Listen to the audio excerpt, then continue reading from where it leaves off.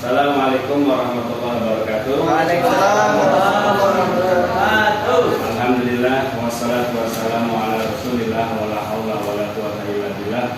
Allahumma shalli wa sallim ala sayyidina Muhammadin wa ala alihi wa ashabihi ajmain, amma ba'd. Anak-anakku sekalian, santri Pondok Pesantren Al-Miftahiyah yang berbahagia, hari ini kita akan membahas tentang seputar haid. Kemarin kita sudah membahas tentang nifas. Nifas itu adalah, guru ulas lagi ya, adalah satu kejadian di mana seorang wanita mengalami kontraksi atau melahirkan baik secara normal maupun secara kedokteran atau sesar, dan setelah melahirkan itu kemudian mengeluarkan darah, itu namanya darah nifas. Hari ini kita akan membahas tentang haid, di mana yang sudah kita ketahui bahwa haid itu adalah khusus dialami oleh wanita, bukan laki-laki, apalagi setengah laki-laki setengah perempuan, khusus dialami oleh laki-laki, oleh perempuan. Nah, haid ini tentunya ada ilmunya, dan hari ini kita bahas. Nanti boleh para santri untuk memberikan pertanyaan dengan pembahasan yang disampaikan oleh saya. Apa saja yang muskilat yang menurut kalian itu bisa dinilai sebagai hal-hal yang kontradiktif atau yang dinilai tidak lazim menurut kita. Yang sudah kita ketahui bahwa haid itu adalah keluarnya darah dari seorang perempuan minimal itu 1 tetes, kemudian maksimal selama 15 hari. Lebih dari 15 hari itu sudah bukan dikatakan haid. Nah, dalam hal ini haid juga memberikan satu kesimpulan yang sangat luar biasa. Artinya bukan saja wanita yang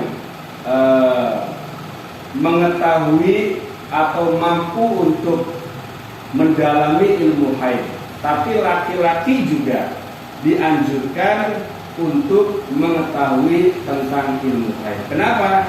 Karena yang pasti kalian pada waktunya akan berkeluarga.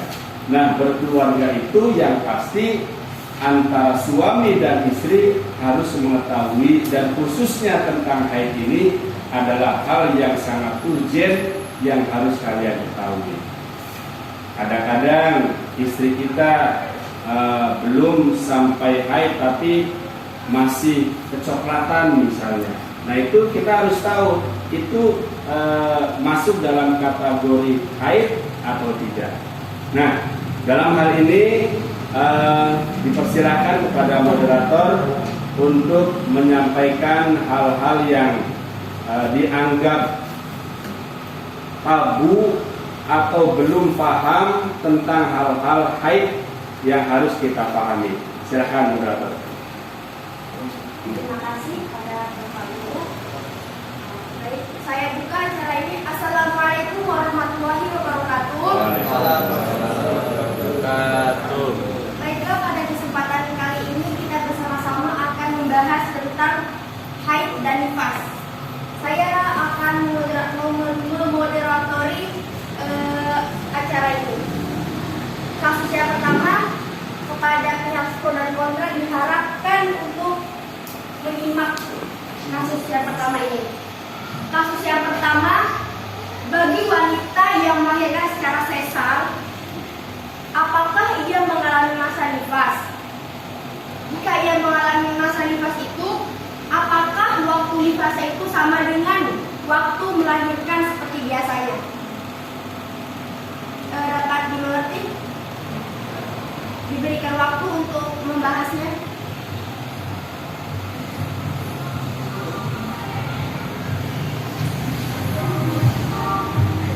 Ya, jadi begini. Jadi nifas itu kan biasanya untuk normal itu darah yang keluar 40 hari. Nah sekarang kalau yang sesar itu sama enggak? Darah itu keluar selama 40 hari bahkan kurang, bahkan ada yang keluar hanya 1 minggu. Itu darah tersebut bisa dikatakan nifas atau tidak? Silakan.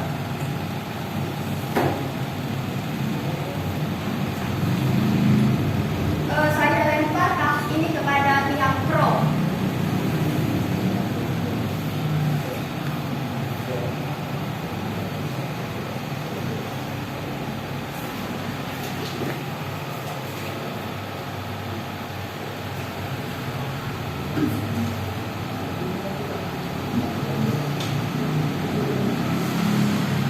Ya, pihak kontra.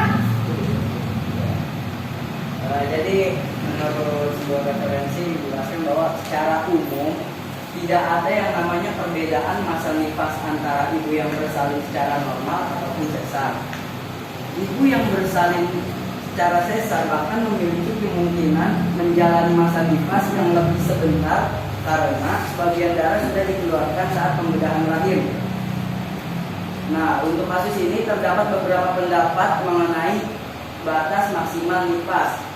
Adapun Imam Atho, Imam Asy-Syafi'i dan Aisyah berpendapat bahwa batas maksimal nifas adalah 60 hari 60 malam.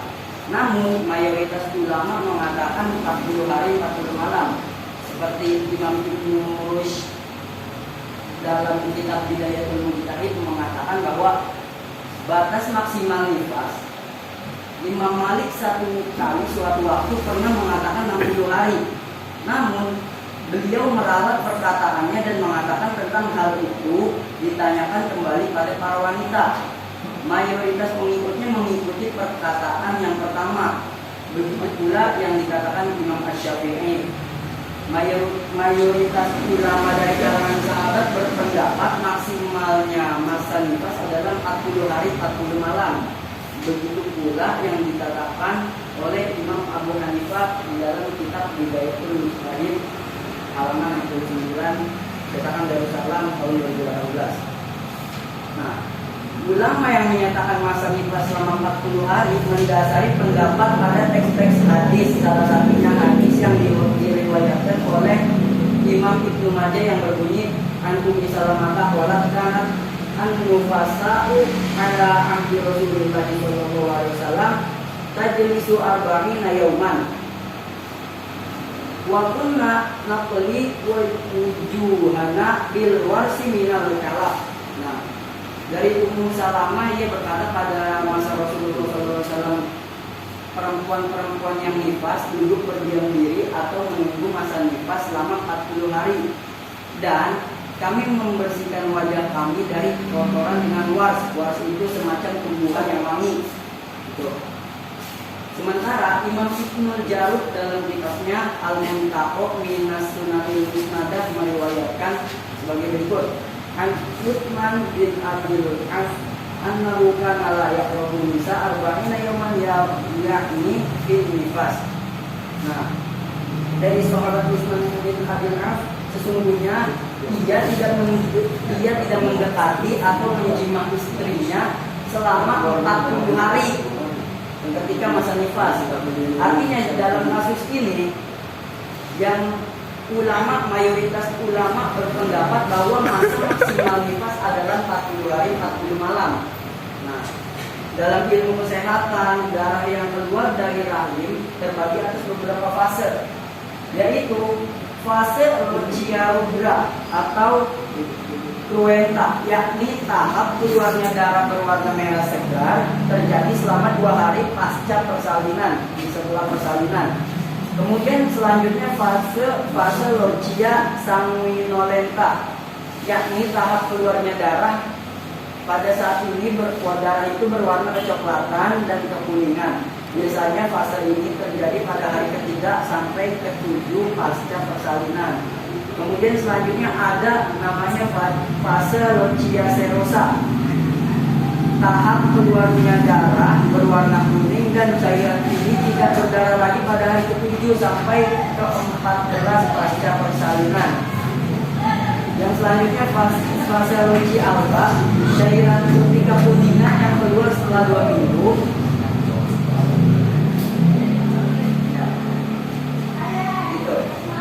Oh, terima kasih kepada pihak kontra.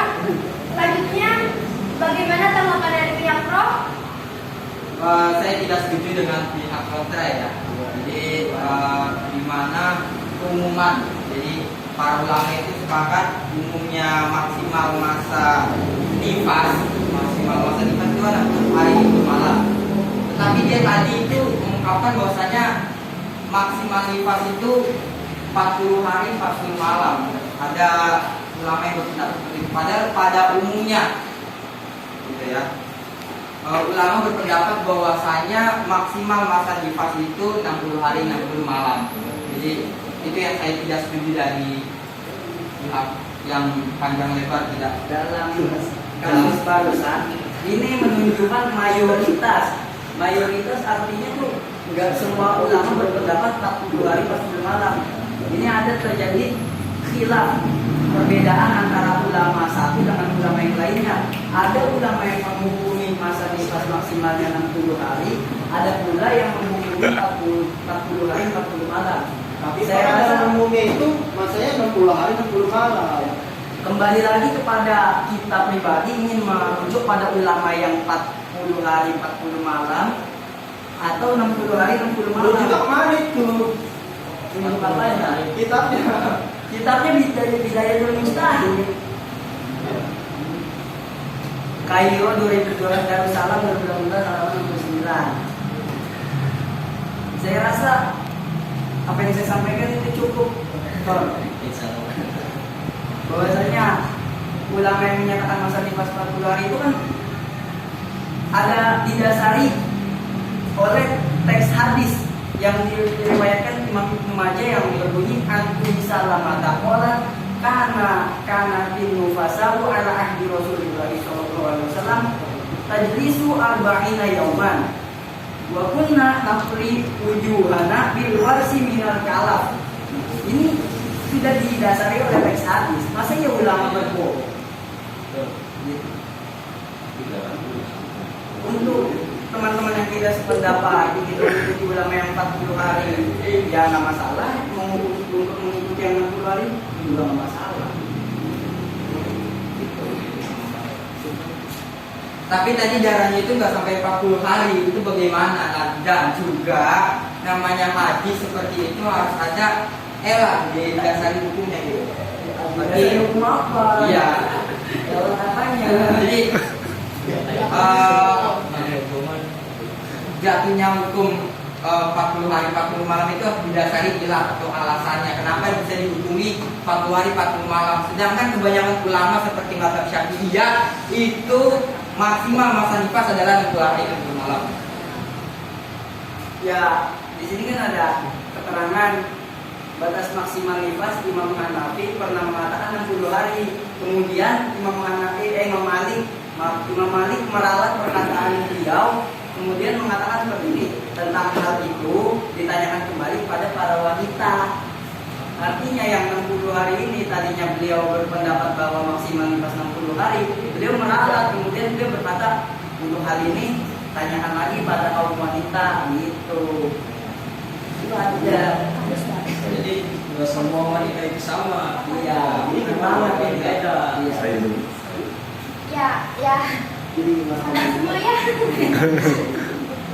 Lantas baru apa tidak terjadi? Ya, jadi begini, Pak Guru menengahi ya bahwa tentang nifas memang yang sudah dijelaskan oleh salah satu teman kita bahwa memang mayoritas sudah dijelaskan tadi 60 hari 60 malam. Jadi bagi Imam Syafi'i bahwa 40 hari 40 malam lah yang disepakati. Maka dari itu permasalahan ini sudah dijawab secara jelas, secara gamblang bahwa tentang nifas bagi seorang wanita yang melahirkan secara sesar itu dihukumi seperti melahirkan secara normal.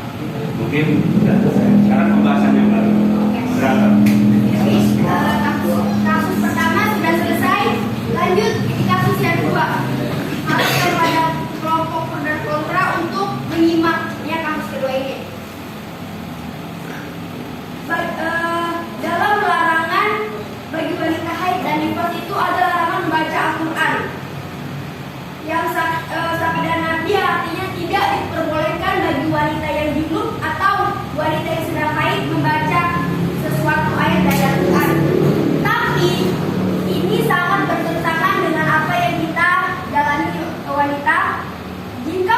itu membaca Al-Quran dengan niatnya dengan niatnya itu bukan membaca Al-Quran, apakah tetap dibolehkan membaca tapi niatnya tidak membaca, atau tetap tidak diperbolehkan? Jadi itu membaca Quran bagi wanita yang haid. Ya. Jadi pertanyaannya begini, wanita yang sedang haid kemudian megang Quran, baca Quran, tapi niatnya untuk berzikir, kira-kira boleh nggak? Mungkin itu pertanyaannya. Ya, kurang seperti itu. Atau niatnya dia lagi belajar baca Quran. Nah itu dihukuminya diperbolehkan nggak untuk memegang, membaca Al-Quran? Silakan Pak Konrad.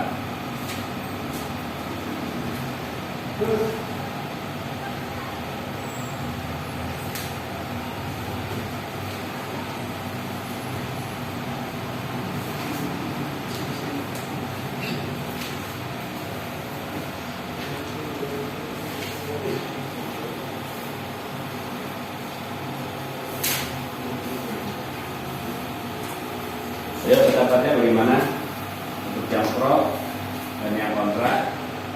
Persilakan. Saya ingin menjawab.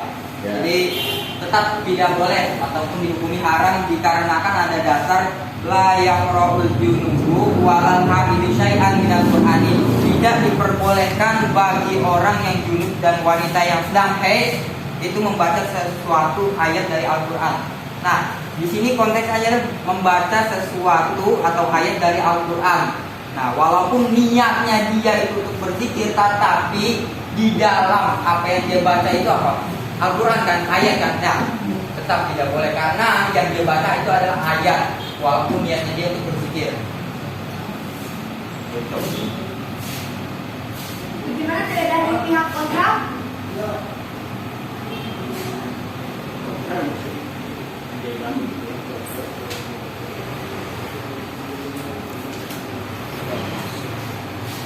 Jadi disampaikan oleh buku pro ini tetap nggak boleh, walaupun alasannya apa yang diniatkan itu tetap diharapkan untuk memegang, membaca, masuk ke dalam masjid misalnya, itu tidak diperbolehkan. Barangkali ada hujah lain dari kelompok yang pro, silakan. Tadi jawaban haram ini haram jawabannya. Ya, haram. Saya agak sedikit janggal dan jelas berbeda jawabannya. Memang itu ada kasus bahwa Rasulullah pernah bersabda bahwa tidak boleh orang yang haid dan orang yang keadaan junub itu membaca Al-Quran, itu memang benar. Ya. Namun jika perempuan yang haid membaca Al-Quran tujuannya bukan untuk membaca, tapi tujuannya semisal untuk tujuannya dia itu bukan untuk membaca Al-Quran, namun dia merubah atau memanipulasi niat ini yang tadinya membaca Quran karena dia sedang haid, diubah tujuannya untuk membaca tulisan Arab saja, maka hal yang seperti ini diperbolehkan dan perempuan ini mendapat pahala, tetap mendapat pahala walaupun dia dalam kondisi haid atau nifas, karena dia niatnya tidak untuk membaca Quran, maka itu diperbolehkan. Asalkan tergantung dari niat itu, berlandaskan dengan hadis sunnah al-Ahmad dunia, itu sudah jelas. Bagaimana dari pihak pro? Apakah terima dengan pendapat pihak kontra? Tetap saya tidak terima walaupun dia menggunakan dasar innama a'malu binniyat dikarenakan la yaqra'ul junuba walal ha'idu syai'an minal Qur'ani rawahu Tirmidzi. Ini sudah jelas bahwasanya yang dalam artinya baca sesuatu ayat dari Al-Qur'an. Saya nggak bisa menerima, tetap nggak bisa menerima. Saya tetap berpegang dengan hadis ini. Walaupun dia pakai hadis nama a'malu binniyat yang riwayatnya itu sahih.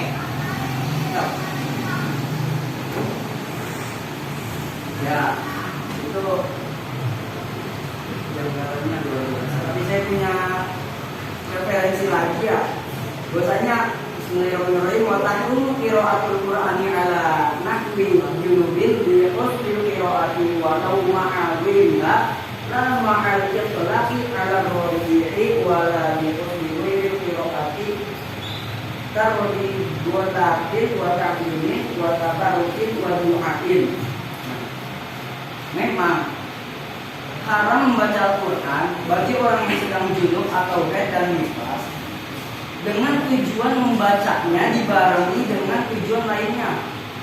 Dan juga perlu digarisbawahi, menurut pendapat yang kuat tidak haram baginya memutlakkan tujuannya, dan juga tidak haram tanpa adanya tujuan membaca Quran. Jadi ketika kita baca Quran tanpa tujuan membaca Quran itu tetap sah, tetap boleh.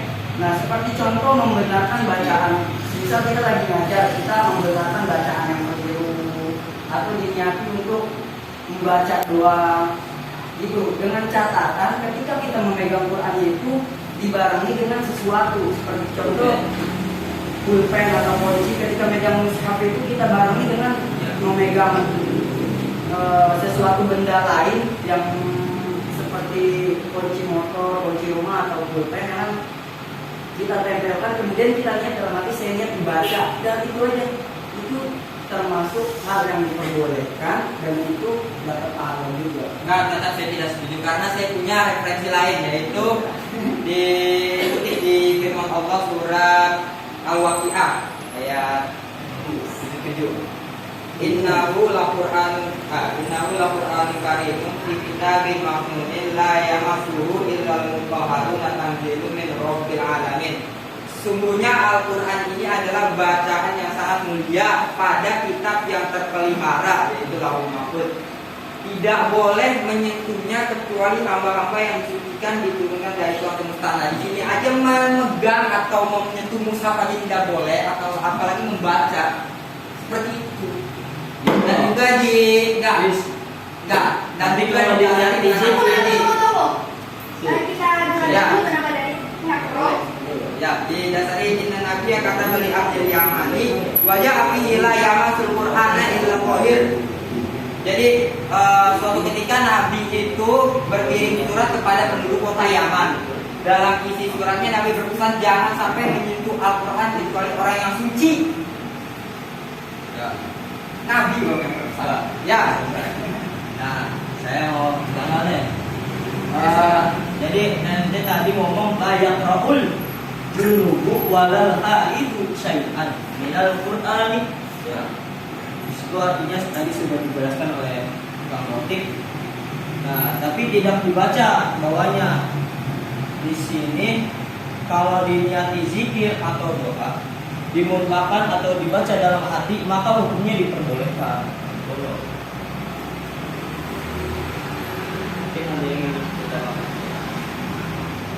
Tetapi saya tetap berpegangan kepada referensi lain. Kita nggak boleh hanya melihat dari satu referensi saja. Walaupun referensi ada. Ya. Dari madhab dari kalangan ulama madhab Malaysia itu sepakat memperbolehkan perempuan yang haid membaca Al-Quran secara mutlak. Nah, bahkan bagi perempuan yang mengajar ataupun perempuan yang sedang belajar itu diperbolehkan.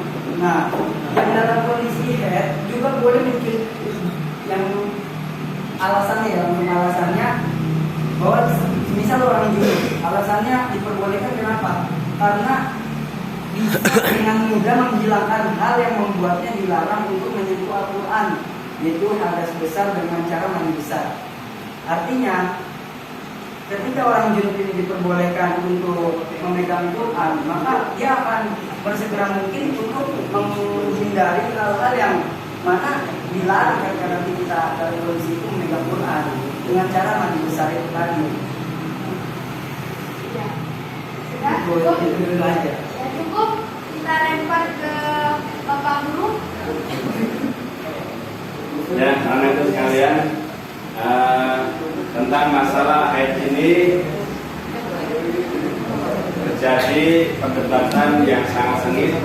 Kita sudah membahas 2 jam ini ya tentang masalah haid ini. Artinya mungkin saya garis bawahi bahwa haid kemudian junub dan nifas hadas besar itu memang pada dasarnya tidak boleh untuk sama sekali contohnya memegang Al-Quran, masuk ke dalam masjid, kemudian tawaf dan lain-lain, itu tidak diperbolehkan. Tapi ada satu kaul yang memperbolehkan bahwa jika contohnya wanita itu hafidhoh, ya, menghafal, dia sudah hafal sebanyak 30 juz untuk bisa zikir, untuk bisa dia tidak lupa dengan hafalan Al-Qur'annya, yaitu dengan salah satu cara membaca atau mutolaah atau melalar hafalan Qur'annya yang sudah dia dapati dengan niat zikir, dengan niat supaya hafalannya itu nggak hilang. Itu ada sebagian kaul yang seperti itu. Memang la masuk ila mutahharun, benar. Tidak boleh memegang Al-Qur'an kecuali dalam keadaan suci, itu benar. Tapi dalam kaul ulama sebagian itu tadi ada yang memperbolehkan, memberikan rukhsah, memberikan keringanan bahwa boleh, tapi dengan niat untuk memperlancar, menghafal, mengajar, belajar dan lain sebagainya.